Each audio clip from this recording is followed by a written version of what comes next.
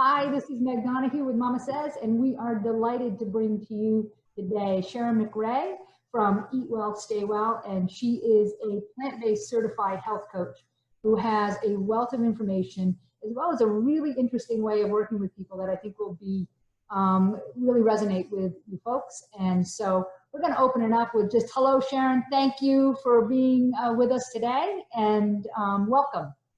Thank you so much for having me, Meg. I'm happy to be here. Excellent.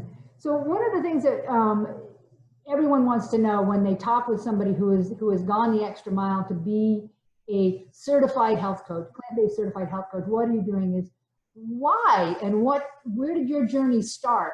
And because there are so many people here who are listening who might be in the beginning of it, and to know somebody who's been a little bit further down the path and you've been in this a long time, it's like, what happened? What was your wake-up call, and what did that look like? Well, it started actually in my late teens, and it started with, honestly, being squeamish. I started to make the connection at some level in some part of my brain between what I was eating and animals. And I wasn't really paying much attention like everyone else. I tried to suppress it until one night I was eating dinner with my sister in front of the TV, which was a really bad habit in my house, but we did it a lot. And we were eating my mom's roast beef, which she made very often. And there was a news story about cattle. And I remember like it was yesterday, my sister said, "Look, we're eating that." And I put down my fork and I said, "I'm never doing this again." And that was the end of red meat for me. So I stopped eating red meat in my late teens. I continued, however. An intuitive wake-up call. Exactly. Didn't happen for me. Mine was the flip side. Once I went plant-based, then it started to click. Oh my goodness. You had, you were one of those early adopters, had the awakening all on your own. But I did continue eating poultry and fish and chicken, or fish and seafood and eggs. And so then when I was in my 20s, I decided to become a biology major in college, and I started doing dissections in the lab, unfortunately. And when I came home and I was eating dinner, I started to dissect the chicken and the turkey that was on my plate. And I realized this is making me feel really sick. I can't do this anymore. And so that's when I gave up poultry. And you gave up poultry? Wow. Gave up poultry. And so then fast forward to my 30s. And again, this had nothing really to do with health. I didn't know where I was going with this. It was just purely to make me feel better. Mm-hmm. In my 30s, I had gotten married and we were trying to start a family, and I became concerned about mercury and toxicity. And I stopped eating fish and seafood. And my poor husband at that point was like, "Now what are we eating when we go out to dinner?" Wow. But I was at that point a vegetarian. And so I was still eating dairy and eggs, but nothing else, no animals. And then in my 40s, and to backtrack a little bit, when I was in my 20s, my mother was diagnosed with breast cancer. And she was in her 40s at the time. And I watched her journey over the next 26 years as she battled the disease, on and off, chemotherapy, surgery, drugs, radiation, the whole gamut. Lost her hair, took her to get her first wig. I mean, had to watch her go through vomiting with chemotherapy and all the horrible things that come along with it. It was a very painful journey for her, and she would have bouts in between where she was okay. But there was always the moment of waiting for the other shoe to drop. So in my 40s, my mom was in her end stages of life. Her cancer had metastasized. And there were very many long, horrible days in the cancer ward at Johns Hopkins Hospital. And on one of those days, I was standing in the pantry, which is sort of the food closet for the patients. And I remember opening up the refrigerator and seeing dairy, seeing the ice cream and the Jell-O and the pudding that they were giving the patients. And this was a moment of extreme stress for me. And I became in touch with this inner voice or inner guide that literally said the words to me: "Stop eating animal products." Stop eating animal protein is exactly what it said. And I remember thinking, stop eating animal protein. Well, that means I'd have to be vegan. I could not be a vegan. I mean, that's too scary, too restrictive. Then what would I eat, right? And so, again, I did not know of the connection at that point. It was just this voice came to me, and I thought, okay, I'm talking back to the voice, not out loud, but in my head. And I'm saying to it, okay, I will try this for 2 weeks. And I'm not telling anyone because I don't think I can do it, because I was a cheeseaholic. I loved cheese. Okay, sure. Loved mozzarella cheese on pizza and everything else. I loved feta cheese. Those were my two favorite things. And I loved yogurt and egg white omelets and things like that. So I didn't think I could do it forever, but I decided to give myself 2 weeks. And I didn't tell my husband. At the time, we had 3 children. We still do. And I have twin daughters who are now 19 and a son who's now 15. At the time, they were, I'd say, about 9 or 10 and 6 or 7, somewhere around, or 5 or 6 rather. And I didn't tell any of them. Now, my children were raised vegetarian, so they had never had meat, but they had a lot of dairy because, like most people, we were told by our pediatrician that they needed the protein and the calcium. As long as they were getting it from the dairy, we were good. So I heard this voice in my head, like I said, and I decided to give it up. And I was a closet vegan for about 2 weeks. Didn't say a word. It works for people who are trying to do this. He would say, "Do you want to have pizza tonight?" And I'd say, "You're sneaking like what?" You know. Right. I'd say, "No, I don't want it. I don't want any. I'm just going to have something different for dinner." And I don't even remember what I was eating at that time, honestly, but I did without it for 2 weeks. And at the end of the 2 weeks, I felt great. Yeah. I felt lighter, and I didn't have a weight problem, but I just felt lighter in my body. I felt more in touch with my emotional and spiritual parts of my brain and my body. And I just felt like what I was eating never made me feel sick. I always had this connection to food where if I was eating something that came from an animal, I always had this little sick feeling, but I would always suppress it. And I didn't have that anymore. And I came out as a vegan. You know, I sat my husband down, I sat the kids down, and the kids cried because they thought I was going to take it away from them too. Oh, wow. That's an interesting point. Yeah. And I said, no, I'm not changing anyone else's diet. This is something I'm doing for me. I feel really good and I'm going to keep it up. That's great. So fast forward a little bit, we lost my mom. And I continued on my path as a vegan, not knowing why I was vegan. And at the time, to backtrack a little bit, I was a molecular biology major in school. And I was working for many years in a research lab at Johns Hopkins. And then I went into private industry and I was working for a big biotech company helping to develop products. And then I left the lab and went to technical services and was troubleshooting researchers who had problems with our products. So I did that for over a decade. And when I had my kids in my 30s, I decided I didn't want to do that anymore. And they couldn't hire me part-time. So I took this diversion and I became a makeup artist for a brief period of time. You know, I was going to ask you about that because, you know, I think that it all fits, and you know when you look back in your life, things seem to like but it really actually kind of fits with transforming people. Yes, exactly. I always say this. I used to make people women in particular, feel beautiful from the outside in, and now I do it from the inside out. Which is, you got the whole package. Yeah, exactly. So anyway, I took this diversion and I was starting to feel bored with it. I didn't care anymore what color lipstick people wore. I was bored. I missed that intellectual stimulation. And I started getting all these emails in my inbox from this nutrition school in New York City called Institute for Integrative Nutrition. And after looking at it and thinking it was interesting and pushing it away a couple of times, I finally decided they had this special over the 4th of July weekend. I finally decided I'm doing it. I enrolled. And while I was on the phone with the enrollment person, she said to me, hey, have you ever read, because I told her I was vegan, have you ever read the book by T. Alan Campbell, The China Study? And I said, no. And she said, oh, you really should read it. So I hang up the phone, I get the book, order it on Amazon, had it the next day, and I start reading. Now, imagine, how I'm feeling reading this book, hearing that casein, the predominant protein in dairy, is the most powerful cancer promoter known to man. And I'm feeding this to my 3 kids who just lost their grandmother to cancer. Now, I do have a family history of cancer. My 2 grandmothers both died of cancer in their early 60s, one of uterine, and my mother's mother died of liver cancer. Mm-hmm. Nobody else in the family had breast cancer. And I should say that my mom was tested for the genes, the BCRA genes, and was negative. Right. So nobody else in the family had it. And my mother had a lot of risk factors. She was overweight, she smoked. She was on the birth control pill for several decades without a break. So I don't think hers was genetic. At least I don't believe it is. And so it was pretty sobering. And at that point, I said to my husband, the kids can't have dairy anymore. That's it. They can't have it. If you loop back to where you were at Johns Hopkins when you're opening up the commissary area there and looking at all of the dairy products, and you get this very specific,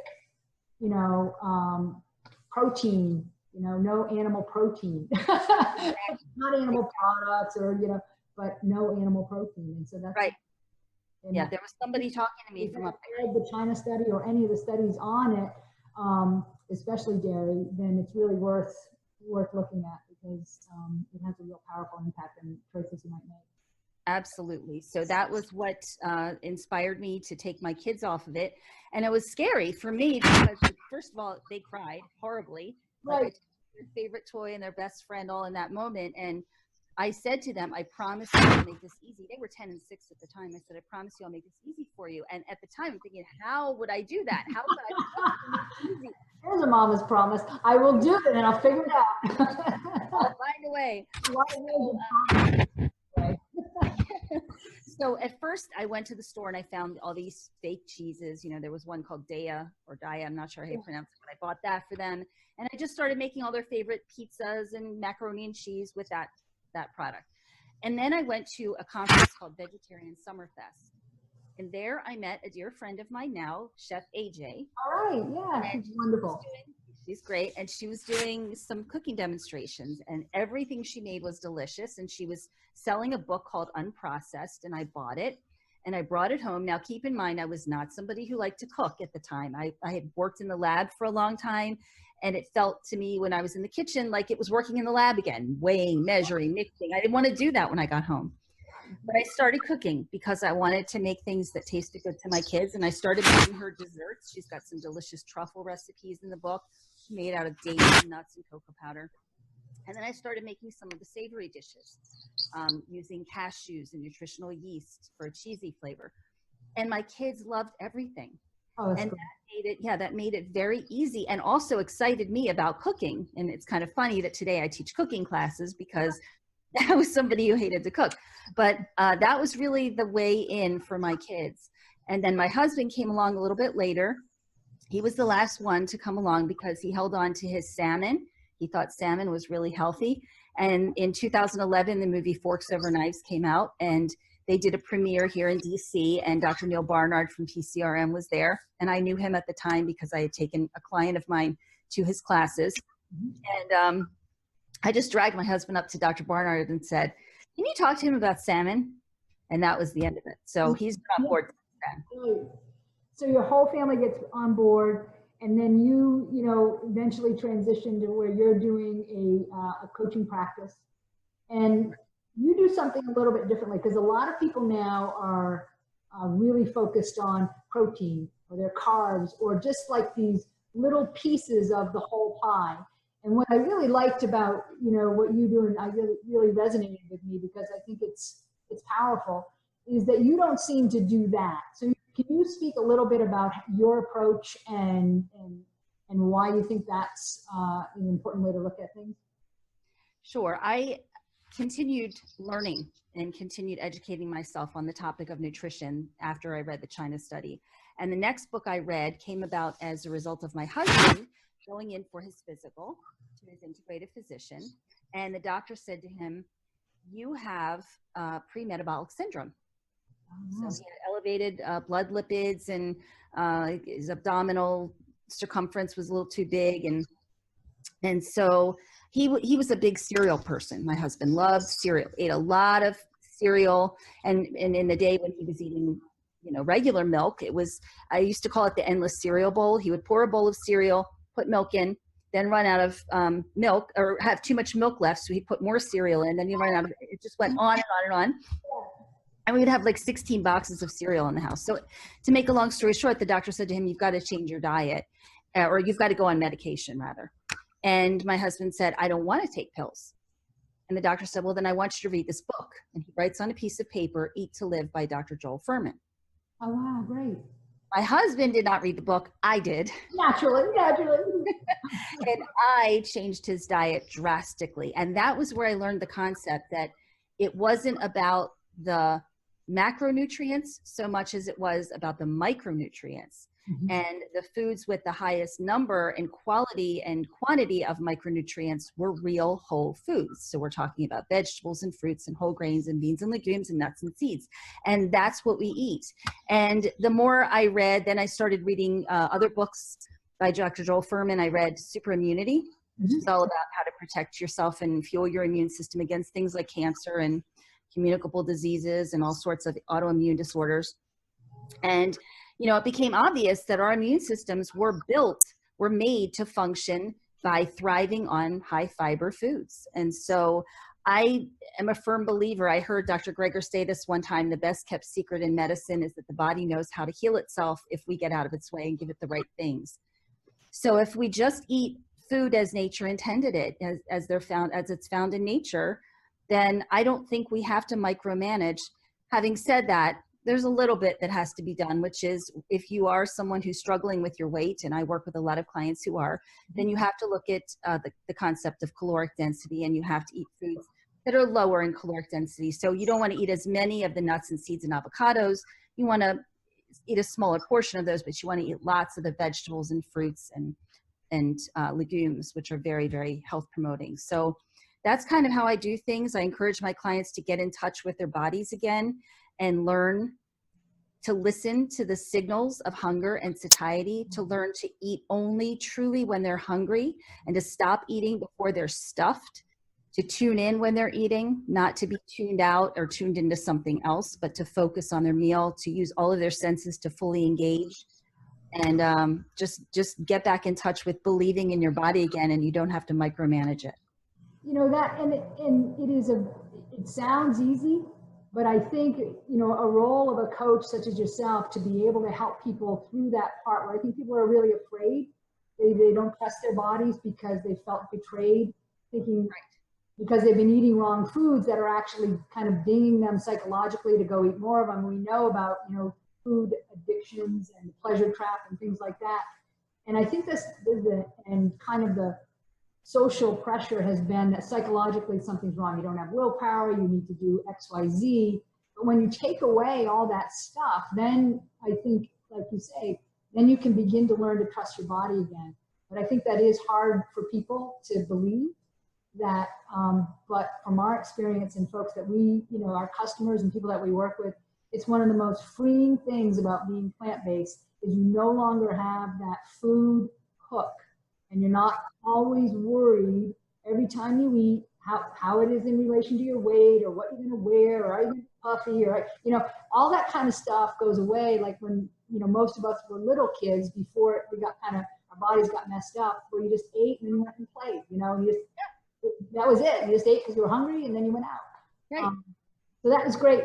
One thing that I like to talk about are the challenges that people meet, because I think sometimes when people listen to a story like yours, it's kind of like, well, that was easy, she had, a message from high above somehow came down. And I love that actually. And another time I'll get into our story because it's really similar.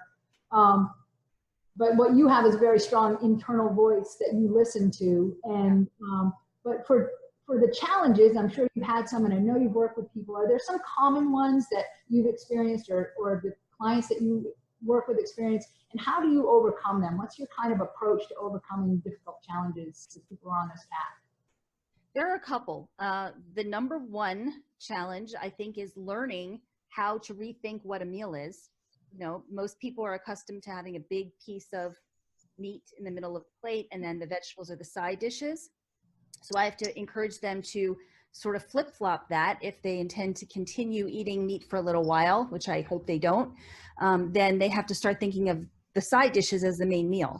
And to encourage them to make them hearty and to include, the beans and the whole grains and the sweet potatoes and squashes that really are filling and satisfying. So that's the first thing. The second thing is learning how to prepare the food. A lot of people don't have the time, don't have the energy, don't have the resources.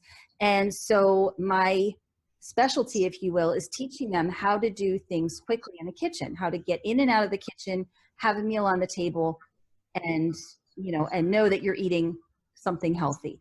And so I have some appliances in my kitchen that make my life a lot easier. One of which is a machine called the Instant Pot, which, if you don't know what it is, it's a multi-purpose cooker.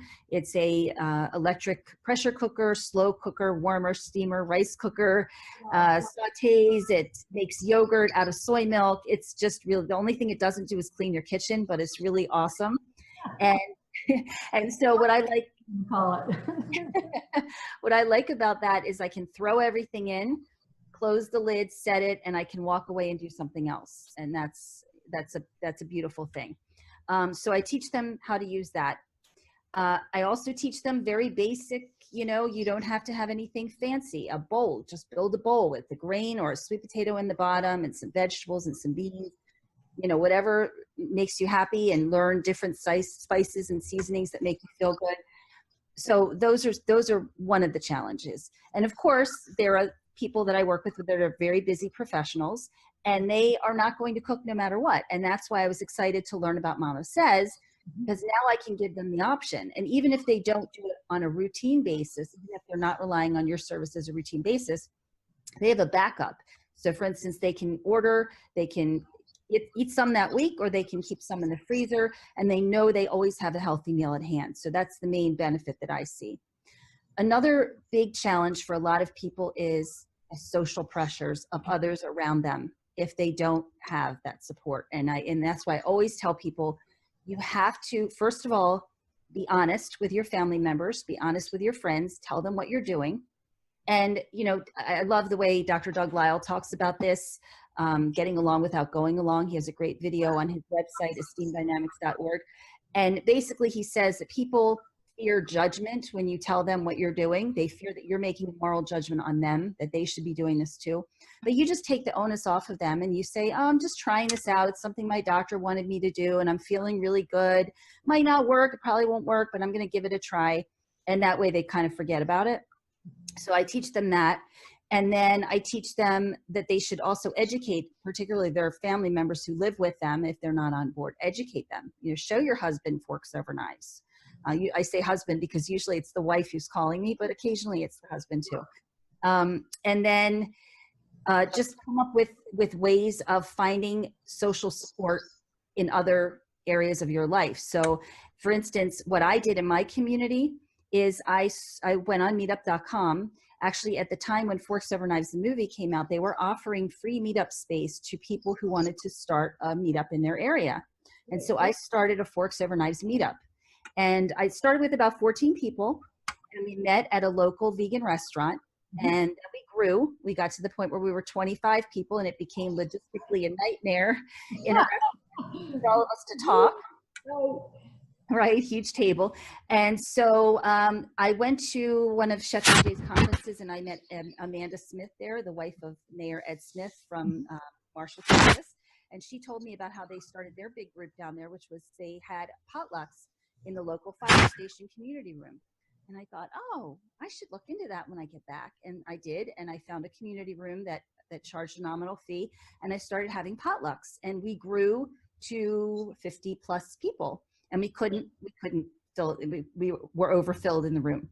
And so then I started going to local churches, and we've been church hopping, but we found one church where we've been for a few years now, and they're wonderful. It's an Adventist church. And now we have 1,600 plus members in our meetup group.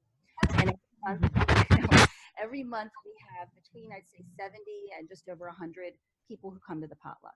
That, you know, I love that. And through your whole message is you give very practical, you know, advice, help, and, you know, direction on how to do this, because that you can have all the knowledge in the world, but if you don't really have that kind of hands-on, and we're the same way, even though we make food, we advocate that people learn how to do it, right? So they can really have the lifestyle wherever and whenever. You know, our big mission is to heal people on the planet one meal at a time, whether you make it or we make it, but we want to push the needle forward. And I also like that, you know, we're not here to shame anybody. Right. We're here to help people see something, but if it, you know, I don't want to be that person at a dinner table making somebody feel bad about their choices. You know, and I just didn't know what I didn't know. And they may never, you know, follow this path, but I want to be the example that they're like, hey, that's attractive. Not like, you know, hey, look, they're super healthy and they're doing great and they're having a great time. Let's move towards that. And that's really what it seems like you exemplify. And we have one more question before we go that I love to ask folks, is that do you have a philosophy of life?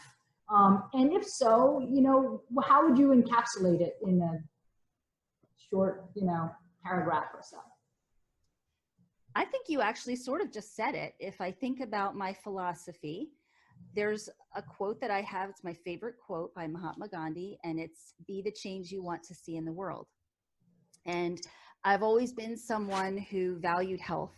I was always, quote, the health nut. And my friends always came to me for health advice, even when I wasn't as healthy as I am now. But I want to see people reclaim their health. And the best way I can do that is by setting a good example and kind of teaching by example, leading by example. And I, you know, one of my pet peeves is people who don't walk their talk, people who talk about doing something but do something else. I've never been that person. I've always done everything I tell other people to do. And I feel very strongly that if you are going to be someone who influences others in this movement, it's very important that you do that, that you're living authentically. Yeah, I think that is beautiful. And that was one of the things that really resonated with me, with you, is that I felt like, you know, she's a straight shooter and she'll tell you what's hard, what's not. Right. You know, and she's not presenting herself as somebody who is totally invulnerable. But like, these are the challenges and this is how I've worked through it. And I really think that's, you know, a gifted teacher has that ability where they don't fall in love with, I'm a teacher, you know, so I can't make mistakes, but they actually reveal who they are and lift people up in that process. So I wish we had more time, but I'm really excited to put this interview out for people. And I want to thank you so much for all that you do and for taking some time with us today. Oh, likewise, Meg, you are doing such a tremendous service for so many people. And I'm so grateful to you. I've looked at so many other food delivery services and I just don't feel right recommending them, you know, but yours was the first one when I looked at it and I talked to you and it was like, wow, this woman gets it. You know, she really gets it. And I love that. And I love your mission. And I'm more than happy to work with you to accomplish what we set out to and to make the world a healthier place. Thank you so much. Thank you. Bye-bye now. Bye-bye.